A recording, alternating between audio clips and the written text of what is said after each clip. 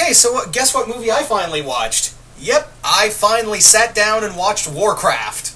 And what did I think? Look, for those who are unaware, I'm not the biggest Warcraft guy. In fact, I've only played Warcraft 3 and the expansion to Warcraft 3, so I've only really played the Burning Legion and Frozen Throne. I'm not a big MMO guy. Well, I enjoy like the whole war games, but yeah, MMO RPGs, yeah, I'm not the biggest fan of it because past online play has really turned me off to it. But yeah, I'm not the biggest Warcraft guy. I'm more of, but yeah, I do like Blizzard. I mean, shit, I absolutely love StarCraft, and I'm kind of thinking to myself, this movie did as well as I hoped it would have in the box office. I would have hoped for a StarCraft film.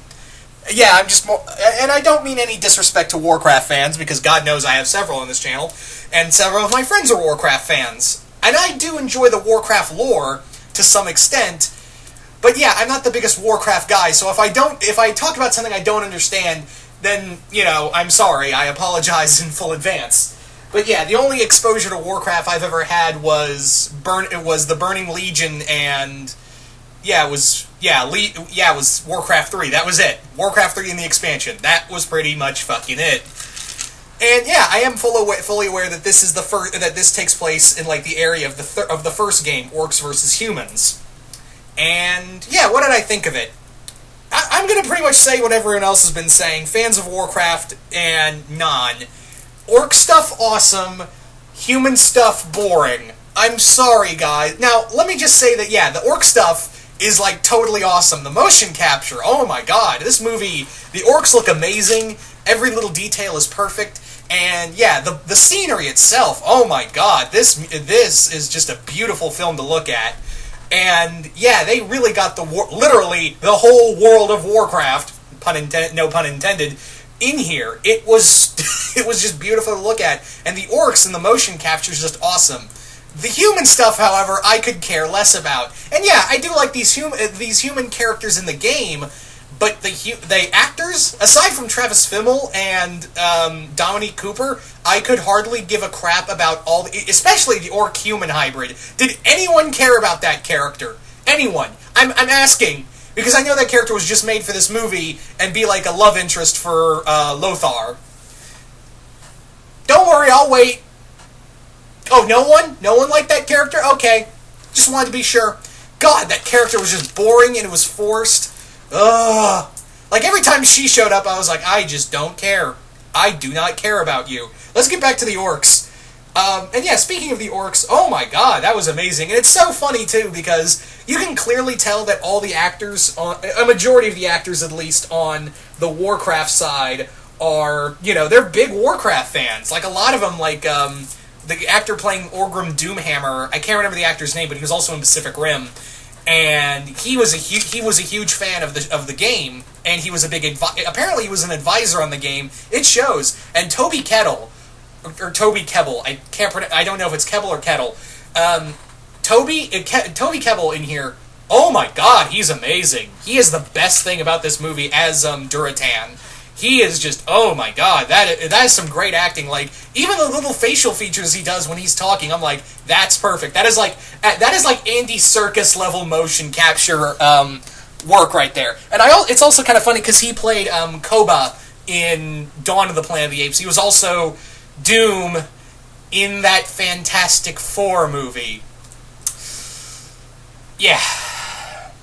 But no, this film totally makes you forget that he was in Failtastic Four. This movie, yeah, if anything, again, like I said, the orc stuff is awesome.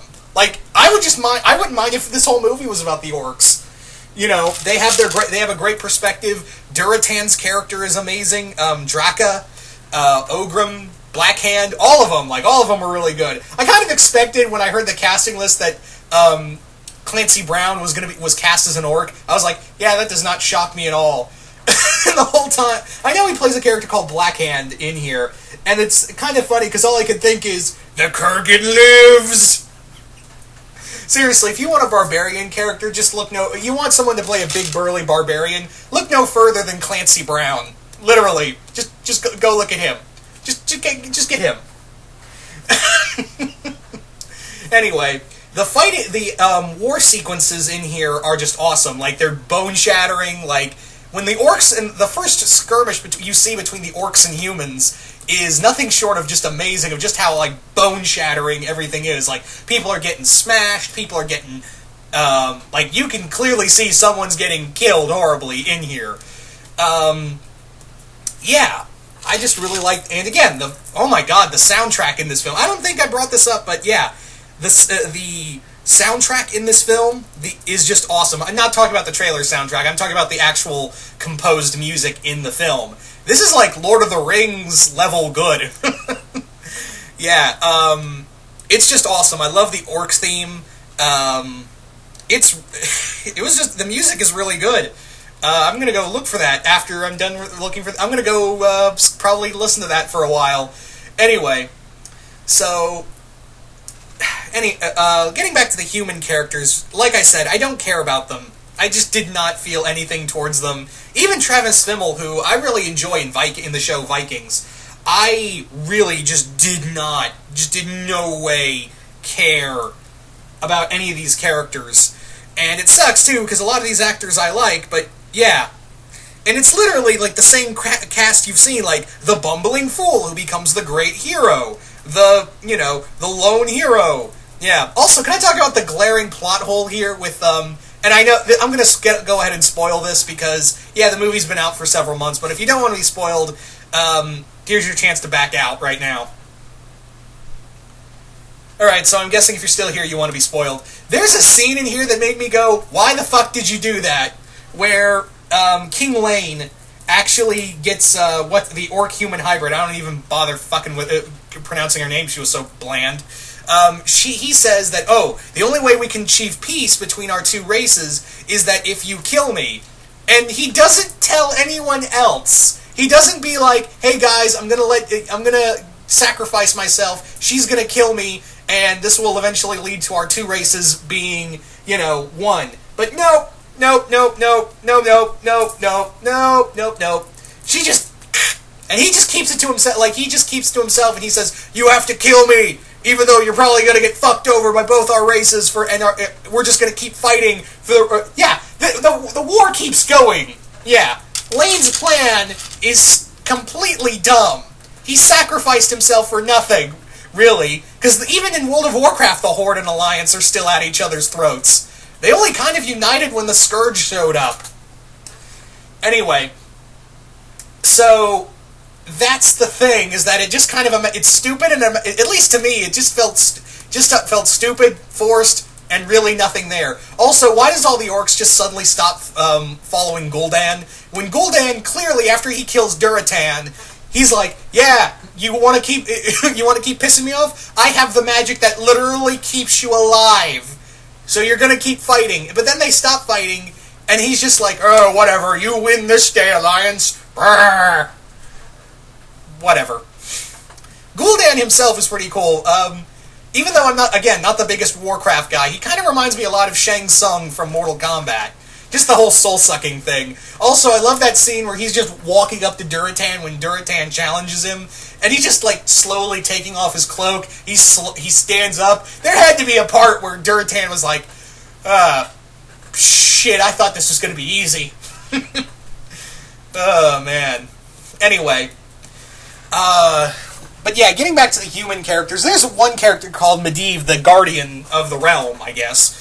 And he's this big help, and they also talk about, there was a gap between him and Lothar for 6 years, and at least they don't really go too deep into it, and I was kind of like, are they ever going to explore that? No? Okay. Also, I don't know about you guys, but it just felt weird that he just suddenly did a heel turn, and he was the one who let the orcs in through the portal. What? I know he was possessed by demons, but they never once say, oh, he was experimenting in fel magic once. They never brought that up, and it just felt like it just came right the fuck out of nowhere. I'm also guessing with that black cube, which I've been told, that black cube with Glenn Close's character, yeah, Glenn Close is in this movie. I was surprised. But yeah, she shows up, and it's weird, and yeah, it serves only the purpose of, hey, bumbling fool, you need to go fight the real bad guy who's suddenly now a bad guy. Go ahead. Yeah, and I guess they were saving it for sequels that I doubt will happen. I have heard that, like, back and forth things that they want to do Warcraft 2, but I don't know. Like, the box office numbers were not great for this film. Look, I know I sound like I'm hating on this film. I really don't. The action sequences are really good, and the orc stuff is really fun. But when it gets to the human stuff, especially the orc-human hybrid, and the kind of romance she has with Travis Fimmel's character, I was just like, I checked out. I mentally checked out. Because all the lines just felt really goofy coming from them, as well as they just felt bored. Like, most of them felt bored with what they were working with. I don't know about you guys. And it's not that I'm, again, I'm not the biggest Warcraft guy. It just, as a spectator, I was just going, yeah, I would be invested in this if the human actors in the Alliance were actually giving a fuck. Yeah, I gave all the fucks to the orcs, who were, all the actors in there were just like, yeah, we're doing Warcraft, and it's awesome. It's hilarious, because I remember Daniel Wu, who plays Gul'dan, he talked about in a behind-the-scenes that he initially didn't want to do the Warcraft movie, but what had happened was his wife, who was the big Warcraft fan, and she was pregnant, she said, no, you're doing it, and he was like, yeah, I'm doing it. Yeah, but no, it really shows that there was some love put in this film. But yeah, it's just like what I said about, King Lane's death, as well as the Alliance in general, really hurt it for me. And the whole heel turn for Medivh, I was just like, I just don't care. I mean, it was cool, because again, like, are they building up to kill Jaden in the Burning Legion? Is that what they're building up to? Because, yeah, again, I'm kind of waiting around for Arthas. And, yeah, also, is it just me, or did this movie feel a little too short? I don't know about you guys, but this movie felt a little too short. Like, I looked at the timestamp; it was like a solid 2-hour movie, like 2 hours 3 minutes if you count the credits. But I was like, maybe you should have stuck. I would have been totally fine if this was like a little longer. I mean, Batman v Superman was like, even though it was a 3-hour film, they kept like 2.5 hours. So yeah, and that's how most Marvel movies run. And Warcraft, I understand that this is not World of Warcraft. This is where it all started. In the first Warcraft game, but I feel like you should have made it a little longer. I don't know if there was deleted scenes or they just decided to cut it down. I don't know what the whole story there was, but yeah, I was kind of sitting there going, really? It's only 2 hours? I sincerely doubt you can tell a story like this in little under 2 hours. I know I sound like I'm hating on this movie, and I deeply apologize if I do. I don't hate this movie. I really don't, because, yeah, the action sequences are really good. The costumes all look like they came out of the game. The orcs look amazing. Again, oh my god, the motion capture for the orcs is amazing. The special effects are really good. The music's really well done. It's just that certain plot holes, and again, they totally feel like they're trying to like build a sequel, even though, yeah, you should never do. These days, you shouldn't do that. If you think your movie's going to succeed, just do it as a standalone. Don't try to force a sequel in there.